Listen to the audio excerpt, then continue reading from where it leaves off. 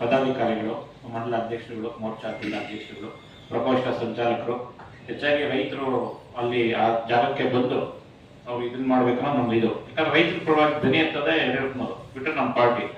ಇವತ್ತು ನಮ್ಮ ಸರ್ಕಾರ ಇದ್ದಾಗ ಯಾವ ರೀತಿ ಇತ್ತು, ಇವಾಗ ರೈತರನ್ನ ಗಮನ ಇಷ್ಟೆಲ್ಲ ಬರ ಆಗಿದೆ.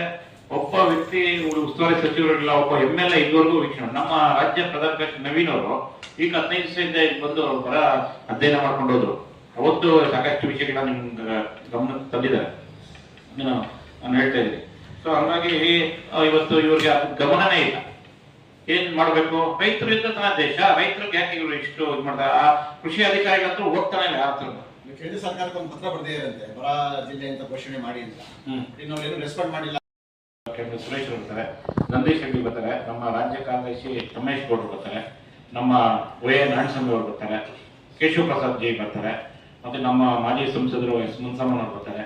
ಎಲ್ಲ ನಮ್ಮ ಯಾರು ಮಂಜಾತ್ ಗೌಡರು, ವರ್ತೂರ್ ಪ್ರಕಾಶ್ ಅವರು, ಮತ್ತೆ BP ಗೊತ್ತಿಲ್ಲ. ನಾವಂತೂ ನಮ್ಮ ಏನು ಕೇಂದ್ರ ಸಚಿವರು ಯಾರಿಗೆ ಮಾವಿನ ವಿಷಯಕ್ಕೆ ಬಂದಾಗ ಕುಮಾರಸ್ವಾಮಿ ಅವ್ರ ಹತ್ರ ಮಾತಾಡಿದಾಗ್ಬೋದು, ಮತ್ತೆ ನಮ್ಮ ಪ್ರಸಾದ್ ಜೋಶಿ ಅವ್ರ ಹತ್ರ ಮಾತಾಡಿದಾಗ್ಬೋದು. ಖಂಡಿತವಾಗಿ ನಾವು ಕೂಡ ರಾಜ್ಯದ ನಮ್ಮ ವಿಜೇಂದ್ರ ಯಡಿಯೂರಪ್ಪ ಮುಖಾಂತರ ಅದನ್ನು ಕೊಟ್ಟಿದ್ದೀವಿ. ಖಂಡಿತವಾಗಿ ಅವ್ರು ಕೊಟ್ಟರೆ ನಮ್ದು ಸರ್ಕಾರ ಇರ್ತದೆ. ನಾವು ಅದನ್ನು ಫಸ್ಟ್ ಕೇಳಿದ್ರೆ ಘೋಷಣೆ ಮಾಡಲೇಬೇಕು.